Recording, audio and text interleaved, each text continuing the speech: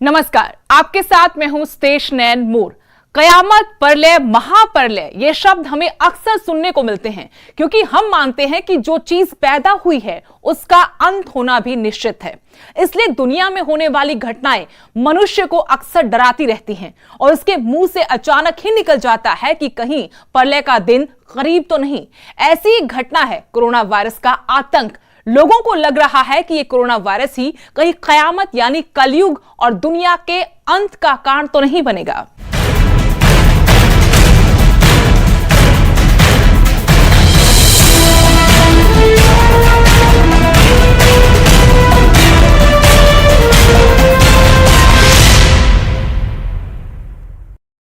साल 2020 में एक के बाद एक कई संकट धरती पर आए। दंगे, प्राकृतिक आपदाएं और कोरोना जैसी महामारी। लोगों के मन में सवाल उठ रहे हैं कि क्या यह धरती के अंत का समय तो नहीं? अगर ऐसा होता है तो हम इंसानों और इस धरती का क्या होगा? तो चलिए एक रिपोर्ट के जरिए समझते हैं कि हमारे वेदों और पुराणों के मुताबिक अलग अलग युगों के अंत को लेकर क्या जानकारियां मिलती हैं।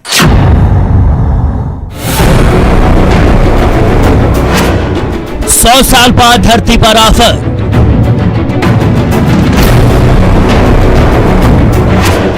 महामारी से आया इंसान पर संकट। क्या यह धरती के अंत का समय?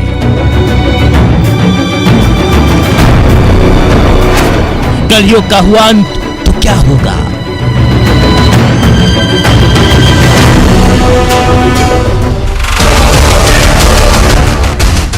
इंसान की आंखों में डर किस बात का है? क्या महामारी का खौफ है या फिर मौत का डर? चारों तरफ जान पर आफत का माहौल लोगों के मन में सवाल पैदा करता है कि क्या धरती पर प्रलय की आहट हो चुकी है? क्या इन्हीं तकलीफों के साथ धरती पर इंसान का जीवन खत्म हो जाएगा? क्या जिस कलयुग में हम जी रहे हैं वो कलयुग खत्म होने वाला है? सृष्टि अपना चक्कर बदलने वाली है। यह सवाल जितना इंसान को परेशान कर रहे हैं उनमें सबसे बड़ी वजह है कोरोना जैसी महामारी, जिसने धरती के किसी कोने को नहीं बख्शा, कहीं सुकून नहीं छोड़ा, हर इंसान के बीच दूरी और तनाव पैदा कर दिया। हर दिन मौत का साया झेल रहे लोगों ने जैसे बरसों आगे की योजना बनानी ही छोड़ दी है। हर पल एक ख्याल परेशान करता है कि कोरोना से मुक्ति कब मिलेगी, कैसे खुली हवा में आजादी से सांस ले सकेंगे। लेकिन यकीन मानिए, अगर विज्ञान के बढ़ते कदमों ने जल्द इस महामारी पर काबू पा भी लिया तो क्या धरती के सब संकट खत्म हो जाएंगे? शायद नहीं।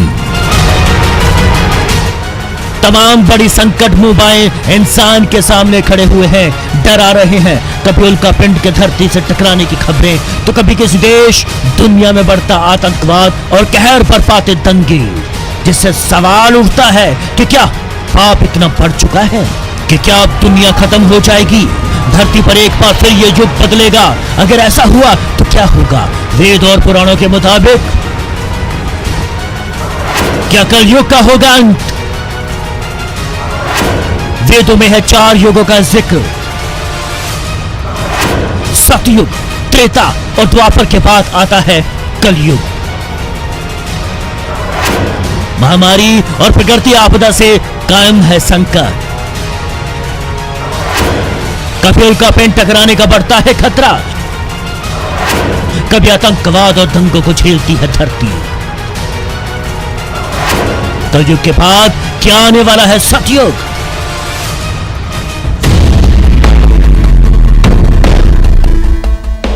हालांकि जोशियों ने तो कई बार इस धरती के खत्म होने की भविष्यवाणी की है, लेकिन इस बार किसी जोशी ने नहीं बल्कि एक शोधकर्ता ने ऐसी भविष्यवाणी कर डाली है।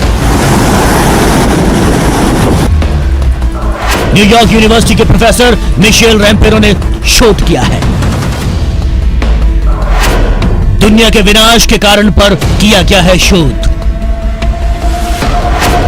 26 करोड़ साल पहले धरती पर पहली बार आया महाप्रलय। उसके बाद 6 बार धरती से सारे जीव जंतुओं का हो गया था विनाश। पृथ्वी पर बाढ़ और ज्वालामुखी विस्फोट जैसी हुई थी घटनाएं। लाखों किलोमीटर तक फैला था ज्वालामुखी का लावा।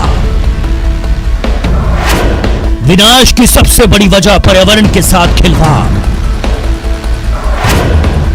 धरती पर बढ़ते तापमान से 7वीं बार मच सकती है तबाही। ग्लोबल वार्मिंग से धरती पर आ सकता है महाप्रलय।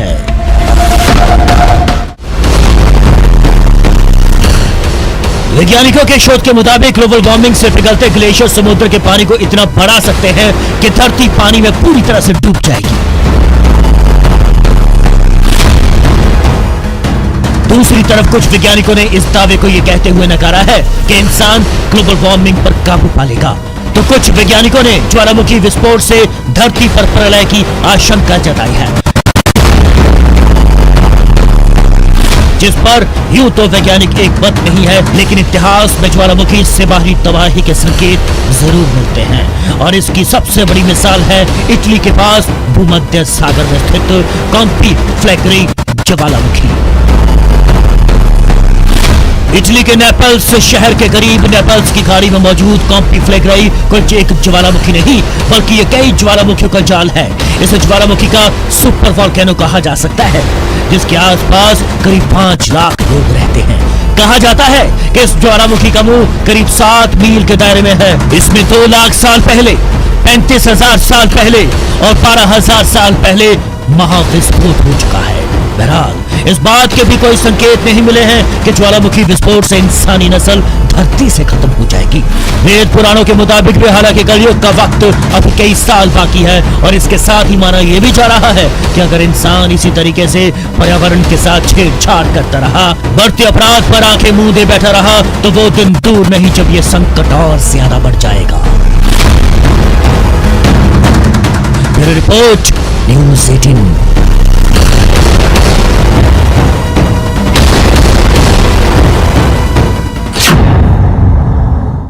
अगर किसी एक बात से हमारी दुनिया बदल जाती है तो वो है युद्ध। लेकिन कोरोना भी तो एक युद्ध ही है जिससे सारी दुनिया लड़ रही है। तो क्या एक बार फिर दुनिया बदलने वाली है? सेकेंड वर्ल्ड वॉर के दौरान 8 मई 1945 को यूरोप में जीत का दिन माना जाता है, जिसके बाद दुनिया पूरी तरह बदल गई। तो क्या कोरोना युद्ध के बाद दुनिया एक बार फिर बदलने वाली है?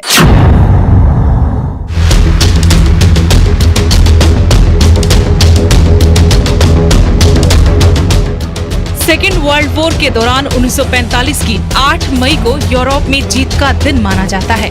लेकिन 8 मई युद्ध का अंतिम अध्याय नहीं था। जापान बुरी तरह से हार गया था और जर्मनी ने मित्र देशों की सेना के सामने बिना शर्त हथियार डाल दिए थे। ये दुनिया में एक नए युग की शुरुआत थी। लड़ाई खत्म होने के बाद अमेरिका एक सुपर पावर के तौर पर उभरा। ऐसा इसलिए भी था क्योंकि परमाणु हथियारों के विकास के मामले में अमेरिका रूस से आगे निकल गया। परमाणु हथियार बने ताकत का पैमाना। सेकेंड वर्ल्ड वॉर के बाद परमाणु शक्ति को ही दुनिया में ताकतवर होने का पैमाना माना जाने लगा। रूस भी जल्द ही इस रेस में शामिल हो गया। पूर्वी यूरोप पर अपने दबदबे को फिर से हासिल करने की रूस की चाहत ने कम विवादों वाली नई विश्व व्यवस्था के सपने को तोड़कर रख दिया। इसी वजह से नेटो यानी नॉर्थ अटलांटिक ट्रीटी ऑर्गेनाइजेशन का गठन हुआ और अमेरिका और पश्चिमी यूरोप के बीच सैन्य और कूटनीतिक मामलों को लेकर गठबंधन हो गया। ये गठबंधन केवल सीमाओं को लेकर नहीं था, बल्कि विचारधारा को लेकर भी था। नई विश्व व्यवस्था की शून्य से शुरुआत। सेकेंड वर्ल्ड वॉर के बाद पूरी दुनिया को नई विश्व व्यवस्था की शून्य से शुरुआत करनी थी। संयुक्त राष्ट्र इस दिशा में एक प्रमुख उपलब्धि थी। फिर आया ब्रिटेन वुड्स इकोनॉमिक सिस्टम यानी अमेरिका, कनाडा, पश्चिमी यूरोप के देश, ऑस्ट्रेलिया और जापान के बीच कारोबार समझौता, विश्व बैंक और अंतर्राष्ट्रीय मुद्रा कोष। ब्रिटेन असरदार लेकिन अमेरिका निर्णायक। सेकेंड वर्ल्ड वॉर के बाद बने तकरीबन सभी अंतर्राष्ट्रीय संगठन इस बात पर निर्भर थे कि अमेरिका उनकी स्थापना में कितनी दिलचस्पी लेता है और उन्हें कितना समर्थन देता है। पश्चिमी देशों के वर्चस्व वाले संगठन के दायरे से बाहर 50 और 60 के दशक में एक बहुत अलग किस्म की अंतर्राष्ट्रीय व्यवस्था वजूद में आई, जो अब दबाव में है क्योंकि इसकी राजनीतिक बुनियाद हिल रही है। चीन एक चुनौती बनकर उभरा। साल 2000 के आसपास उभरता हुआ चीन एशिया में बड़ी ताकत बन चुका था। इसकी वजह से आर्थिक सत्ता की धुरी बदल रही थी। यहाँ तक कि पश्चिमी देशों की लोकतांत्रिक व्यवस्था में भी लोकप्रिय राजनीतिक धाराओं का उभार हुआ, जिसका असर ये हुआ कि अमेरिका का नेटो से मोह भंग हो गया। वही पश्चिमी मूल्यों पर आधारित व्यवस्था में भी दरार दिख रही है, क्योंकि राजनेताओं की नई पीढ़ी अब फैसले कर रही है। अब शायद ही कोई ऐसा नेता बचा है जिसकी जड़ें युद्ध के तुरंत बाद वाले दौर से जुड़ी हुई हों। ऐसा नहीं है कि अंतर्राष्ट्रीय राजनीति के फलक पर चीन का पदार्पण कोई अभी हुआ है। वो शुरू से ही संयुक्त राष्ट्र की सुरक्षा परिषद का स्थायी सदस्य रहा है। युद्ध से पहले और युद्ध के दौरान भी अमेरिका के मन में चीन को लेकर खास चिंता रही थी। वहीं नई विश्व व्यवस्था में अमेरिका ने चीन को साम्यवाद के उदय से पहले भी हमेशा एक महाशक्ति के तौर पर देखा था। इसलिए अमेरिका को उस समय बड़ा धक्का लगा जब 1949 में चीन का नियंत्रण साम्यवादियों के हाथ में चला गया। अमेरिका की तकलीफ 1972 तक बनी रही। दुनिया में चीन की भूमिका को देखते हुए अमेरिका अब दोबारा से मोह भंग का शिकार हुआ दिखा। पुरानी विश्व व्यवस्था के अंत का कारण अमेरिका का कमजोर पड़ना है। अमेरिका फिर से उसी मुकाम को हासिल करने की कोशिश कर रहा है। नई उभरती हुई विश्व व्यवस्था सीधी इस बात पर निर्भर करती है कि दुनिया की आधी से ज्यादा आबादी भारत, चीन और दक्षिण पूर्वी एशिया के देशों में रह रही है। इसी से विश्व का आर्थिक भूगोल तय होता है। क्या कोरोना से दुनिया बदल जाएगी? सेकेंड वर्ल्ड वॉर के बाद अब कोविड-19 की महामारी के संकट से दुनिया बदलने जा रही है। महामारी के बाद की दुनिया एशिया की सदी तक सिमट कर रहने वाली नहीं है, लेकिन इससे चीन का ज्यादा नुकसान होगा, इतना तय है। पहला ये कि उसने इस महामारी को जिस तरह से हैंडल किया, उससे उसकी राजनीतिक आलोचना हो रही है, और दूसरा ये कि सप्लाई चेन को लेकर उस पर दूसरों की निर्भरता से चीन कैसे निपटता है। वहीं चीन में मौजूद 1000 अमेरिकी कंपनियों पर भारत की नजरें हैं। सरकार इन कंपनियों को अपना कामकाज भारत में शिफ्ट करने के लिए तैयार करना चाहती है। इनमें एबॉट लैब जैसी बड़ी मेडिकल डिवाइस कंपनी शामिल है। अमेरिकी राष्ट्रपति डोनाल्ड ट्रंप ने दुनिया में कोरोना वायरस फैलने के लिए चीन को जिम्मेदार बताया है, और जिस तरह चीन पर हमले तेज कर दिए हैं, उससे भारत को एक सुनहरा अवसर जरूर नजर आ रहा है। Bureau report, news 18।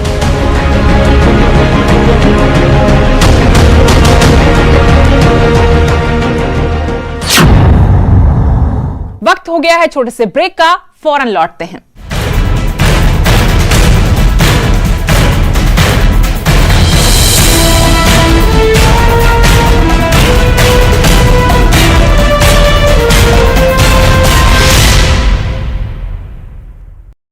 वहीं धरती से एक बड़ी मुसीबत फिलहाल टल गई है, जब एक बड़े आकार का एस्ट्रॉयड धरती के बिल्कुल पास से गुजर गया। हैरानी की बात यह रही कि दुनिया भर के अंतरिक्ष वैज्ञानिकों को तब इस एस्ट्रॉयड के बारे में पता चला जब यह धरती के ऊपर आ गया था। आपको बता दें कि अरबों साल पहले एस्ट्रॉयड के धरती से टकराने की वजह से ही डायनासोर युग का अंत हुआ था। एस्ट्रॉयड जो पृथ्वी के बेहद पास से गुजरा।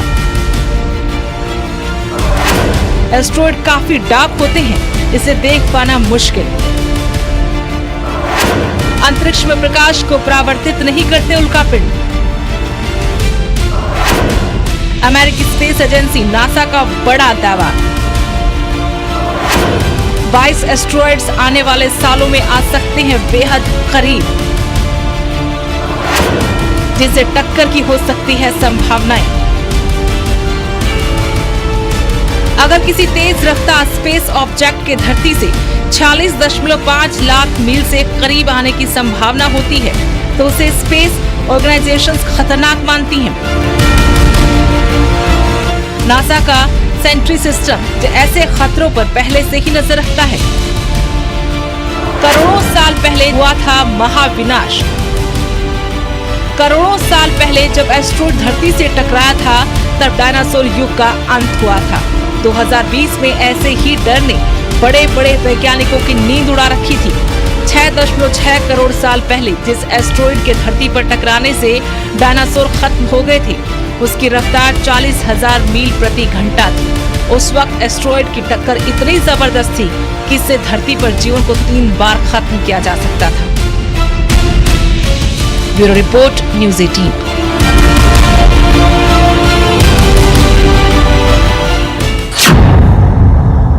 साल 2000 2020 की शुरुआत से ही तमाम प्राकृतिक आपदाओं के संकेत मिलने शुरू हो गए। देश के कई हिस्सों में बारिश और ओलावृष्टि की वो तस्वीरें भी देखी गई जिसकी किसी ने कभी कल्पना तक नहीं की थी। कभी आसमान से गिरी सफेद आफत, कभी बारिश ने बरपाया कहर, कभी गोले बनकर बरसे ओले। 2020 में और कितनी आफत बाकी। साल 2020 की शुरुआत जनवरी की ठंड, जिसमें लोगों को पहाड़ों की बर्फबारी का इंतजार होता है। लोग बर्फ के गिरते फाहों को महसूस करने मीलों का सफर तय करके पहाड़ों का रुख करते हैं। लोगों की ख्वाहिश 2020 में इस कदर पूरी हुई कि बर्फबारी की दुआ मांगने वाले लोग घबरा गए,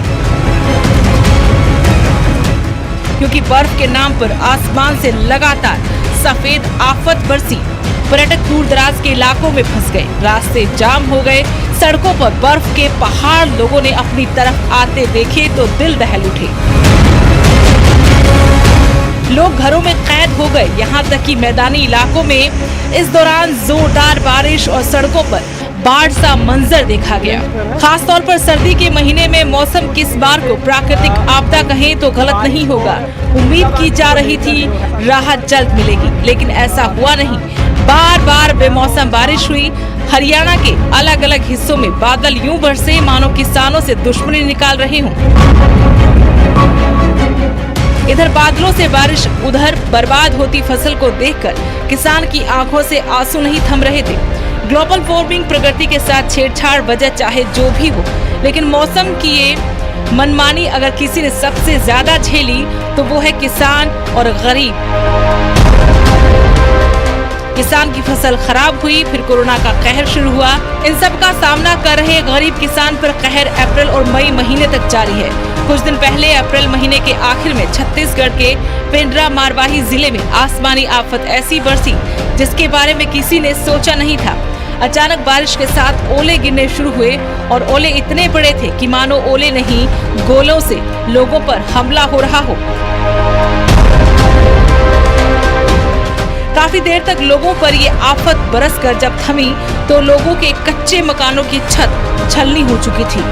वाहनों पर ओलावृष्टि का कहर नजर आ रहा था। फसल तो इस तबाही की भेंट चढ़ ही गई थी। यहाँ तक कि इतने बड़े बड़े ओले आसमान से गिरे कि कुछ लोगों को चोटें आई तो बड़ी संख्या में लोगों ने सरकारी भवनों में सर छुपाया।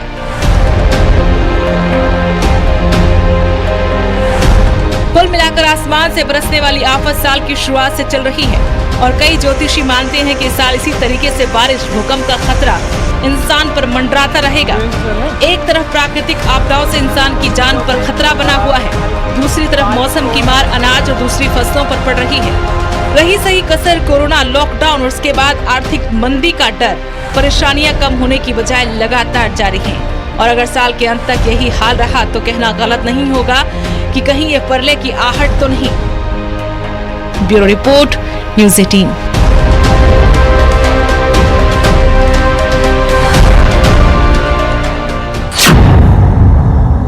तो क्या धरती बड़े संकेत देकर इंसान को सुधरने का मौका दे रही है ताकि प्रलय को टाला जा सके? इस खास पेशकश में फिलहाल इतना ही। नमस्कार।